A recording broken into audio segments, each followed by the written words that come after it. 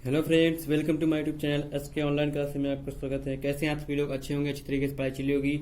मैं पढ़ा रहा हूं आपको विज्ञान कक्षा 10 की कुमार मित्तल की नूतन प्रकाशन की बुक है और अध्याय चल रहा है आपका 4 कार्बन एवं उसके यौगिक। और टॉपिक्स आपको जैसा कि दिख रहा होगा स्क्रीन पर, आपको बुक से ही पढ़ा रहा हूँ क्योंकि बुक से आप लोगों को ज़्यादा अच्छा लगेगा, क्योंकि मेरी राइटिंग बहुत ही गड़बड़ है, बहुत ही खराब है। तो मैं कोशिश करता हूँ थोड़ा सही करने के लिए, लेकिन नोट्स पे ही आपको पीडीएफ जो मिलेगी आपको नोट्स के थ्रू ही मिल जाएगी, तो आप लोग नोट्स वहाँ समझिएगा। यहाँ पर आप लोग देखिएगा बुक से, वहां पर आप नोट्स बनाइएगा पीडीएफ से, ठीक है। तो आप लोग यहाँ पे पढ़ना है, देखिए लिखा हुआ है कुछ महत्वपूर्ण कार्बन के यौगिक जो होते हैं। पहला होता है हमारा एथिल इक्वल। एथिल इक्वल क्या होता है? एथिल इक्वल का पूछना होता है एथेनॉल। एथेनॉल का मतलब होता है C2H5OH होता है, इसी का दूसरा नाम होता है। एथिल इक्वल की संरचना सूत्र क्या होती है? आपको संरचना सूत्र लिख लेना, हेडिंग डालना है, संरचना सूत्र पे लिखना है।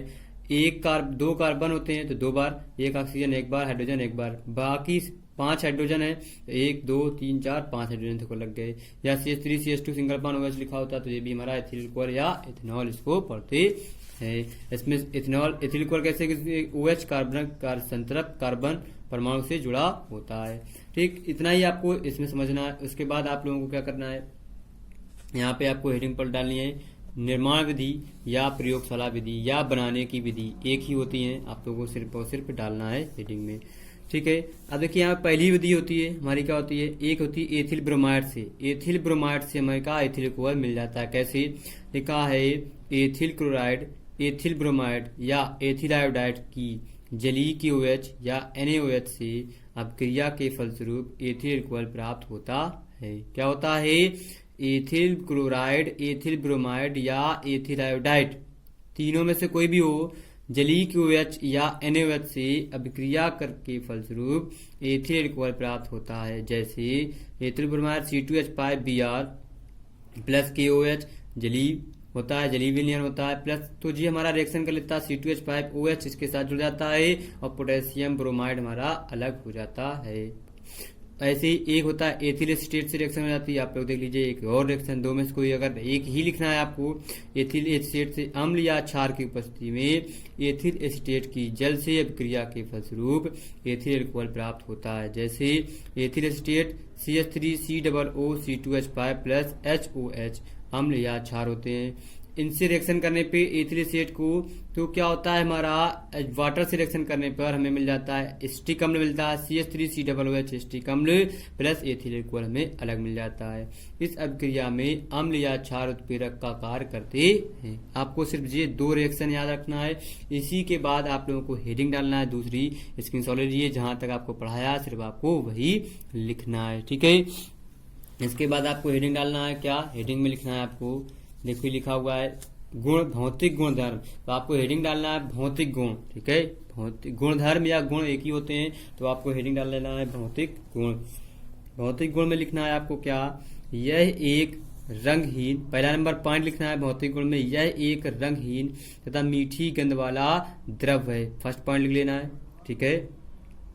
इसका स्वाद तीक्ष्ण होता है, मतलब बहुत ही खट्टा होता है हमारा, मतलब तीक्ष्ण होता है, ठीक। और दूसरा पॉइंट लिखना है आपको, यहाँ से इसका क्वथनांक 78.2 डिग्री सेल्सियस होता है। यहाँ से लिखना है इसका क्वथनांक, तो इसका हमारा क्वथनांक होता है 78.2 डिग्री सेल्सियस होता है, ठीक। फिर नेक्स्ट पॉइंट लिखना है आपको, 4th नंबर, यह वायु में हल्की नीली ज्वाला के साथ जलता है। मतलब ये जो एथिल इक्वल जो जलता है, यह वायु में हल्की नीली, जो आप लोग आग देखते होंगे तो ज्यादातर वहां पे कहीं कहीं आग में आपको नीला नीला दिखने लगता है। जब नीला दिखने लगता है उसमें क्या एथिल इक्वल पड़ा होता है, ये वायु में हल्की नीली ज्वाला के साथ जलता है।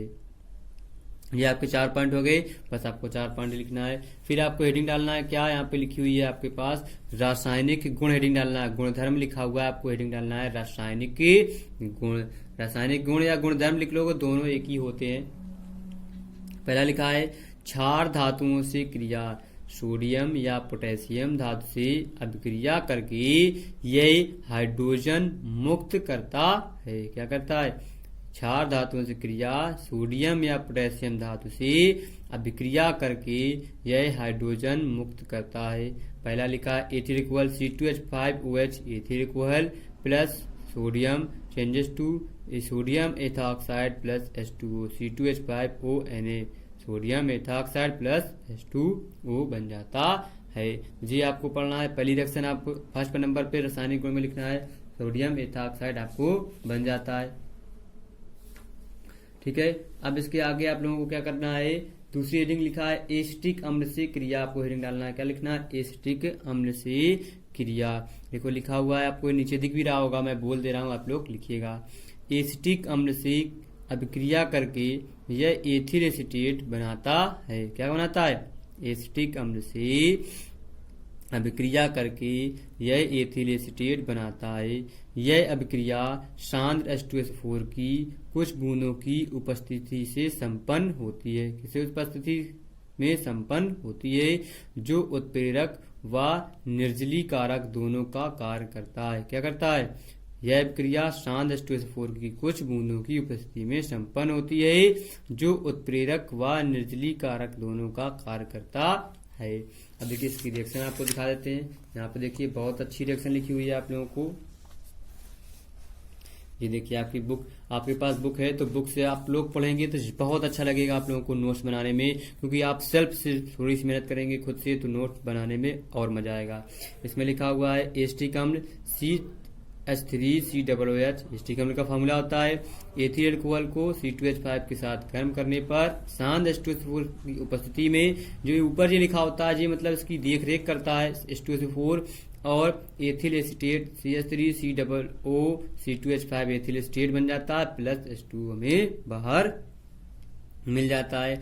अब देखिए थर्ड नंबर पे आपको लिखना है अमोनिया से क्रिया। अमोनिया से क्रिया क्या करेंगे, कापर क्रोमाइट एल्यूमिनियम या एल्यूमिना या अन्य उपयुक्त उत्प्रेरक, क्या कापर क्रोमाइट एल्यूमिना या अन्य उपयुक्त उत्प्रेरक की उपस्थिति में उच्च दाब पर अमोनिया के साथ गर्म करने पर यह एथिल एमीन बनाता है। क्या बनाता है, एथिल एमीन बनाता है। तो ये होता है C2H5OH ethyl alcohol plus NH3 changes to C2H5NH2 ethyl amine plus H2O हमारा बना लेता है। तो कैसे हमारा देखिए बैलेंसिंग कैसे, C2H5 इधर लिखा है, NH2 होता है अमीन, और NH3 से एक NH2 गैप हो गया तो यहाँ पे एक बचेगा H, यहाँ पे OH था तो H2O हमारा अलग हो गया। अब आपको हेडिंग डालना है। इसके बाद आपको हेलोजन से क्रिया बहुत बड़ी है, आप लोग याद करने में थोड़ी प्रॉब्लम होगी, तो आप लोग छोटी छोटी रिएक्शन लिखिए, क्योंकि आप लोगों को सिर्फ ये पूछेगा एथिल अल्कोहल के रासायनिक 4 रासायनिक समीकरण लिखिए या 5 रासायनिक समीकरण, तो रासायनिक समीकरण ही लिखना है आप लोगों को। इस वजह से आपको छोटी रिएक्शन जो आप लोग आसानी से याद कर सकें, वो बाकी ये चीज पढ़ना है ये आपको फर्स्ट ईयर में फिर से पढ़ना पड़ेगा, तो वहां तक आप लोग थोड़ा बड़े हो जाएंगे तो आप लोगों को डर नहीं लगेगा। फिर लिखा है फास्फोरस पेंटाक्लोराइड, PCl5 होता है फास्फोरस पेंटाक्लोराइड। फास्फोरस पेंटाक्लोराइड से अभिक्रिया करके यह एथिल क्लोराइड क्या बनाता है, एथिल अल्कोहल प्लस PCl से रिएक्शन करने पर क्या बनता है हमारा, एथिल क्लोराइड बन जाता है, प्लस फास्फोरस ट्राइक्लोराइड और फास्फोरस मोनोट्राइक्लोराइड प्लस HCl हमारा प्राप्त हो जाता है। ये आपको हो गया। ठीक, तो ये आपकी रिएक्शन थी, आपको 4 रिएक्शन लिख गई। 4 के बाद अब आप लोग अगर और भी चाहेंगे तो वो भी लिख सकते हैं, आप लोगों को यहाँ पे दिख रही होंगी रिएक्शन। ठीक है, अब एक रिएक्शन आप लोगों को ये 4 रिएक्शन ही आपको लिखना है, क्योंकि आपको 4 ही पूछी जाएंगी तो आपको 4 ही छोटी छोटी लिखना है, बाकी इसमें बहुत बड़ी बड़ी रिएक्शन है तो वो आपको नहीं लिखना है। अब आप लोग क्या कीजिएगा, यहाँ पे लिखे हुए उपयोग लिखना है। थोड़ा सा आप लोगों को देखते हैं, आपको उपयोग दिखा देते हैं। एथिल उपयोग के प्रमुख उपयोग आपको देखिए यहाँ पर लिखे हुए हैं, पेज पलटाएंगे आप लोग, टर्न कर लीजिए पेज नंबर 128 पे, या नई बुक होगी उसमें आप लोग इसके पीछे पेज में देखिएगा, यहाँ पर आपको लिखे हुए हैं उपयोग। इसके लिखा एथिल अल्कोहल के प्रमुख उपयोग निम्नलिखित हैं। पहला, एथिल अल्कोहल को अनेक कार्बनिक पदार्थों की विलायक के रूप में प्रयुक्त किया जाता है। क्या किया जाता है, एथिल अल्कोहल को अनेक कार्बनिक पदार्थों के विलायक के रूप में प्रयुक्त किया जाता है। दूसरा, एक अच्छा विलायक होने से इसका उपयोग टिंचर आयोडीन या कफ सिरप, टॉनिक जैसी औषधियों में होता है। तीसरा आप लोगों को लिखना, एथिल अल्कोहल का प्रयोग ईथर क्लोरोफॉर्म रंजक मतलब डाइस के बनाने में होता है। चौथा, एथिल अल्कोहल का प्रयोग प्रयोगशाला में अभिकर्मक के रूप में भी किया जाता है। आपको 4 ही यूज पूछे जाएंगे, 4 ही आपको लिखना है। और 5वां आप लोगों को यहाँ पर लिखना है, सबसे लास्ट में लिखा हुआ है वो आपको 5वां पॉइंट लिखना है। देखिए आपको दिखा देते हैं, ये लिखा हुआ है इसका प्रयोग जीव अनुरूपों बायोलॉजिकल स्पेसिमेंस के परीक्षण में भी किया जाता है। इसके बाद आप लोगों का टॉपिक जो है एस्टिक अम्ल या एथेनोइक अम्ल आपको दिख रहा है, ये आपको पढ़ाया जाएगा नेक्स्ट वीडियो में। और साथ ही साथ आप लोगों से कहना चाहूंगा, अगर अभी भी आप लोगों ने वीडियो को लाइक नहीं किया तो लाइक कर दीजिए और अच्छे से नोट्स बनाइएगा। पीडीएफ जरूर डाउनलोड कीजिएगा, क्योंकि आप लोगों को पीडीएफ पे ही नोट्स मिल जाएगी बाय हैंड राइटिंग की। यहाँ पर आपको बुक से पढ़ाया है, वहां पर आपको नोट्स मिलेगी। थोड़ी राइटिंग थोड़ी गड़बड़ है, आप लोग राइटिंग का थोड़ा मैनेज कीजिएगा। और अगर आप लोग पहली बार देख रहे हैं तो वीडियो को लाइक जरूर कर दीजिए और साथ ही साथ चैनल को सब्सक्राइब कर लीजिए और बेल आइकन को भी दबा दीजिएगा, जिससे आपको लेटेस्ट नोटिफिकेशन वीडियो आपके मोबाइल पर पहुंच जाएगी, तो आप वहां से उसका लाभ उठा सकते हैं। तो कल फिर मिलते हैं नए जोश, नई एनर्जी, नए उत्साह के साथ। Bye bye.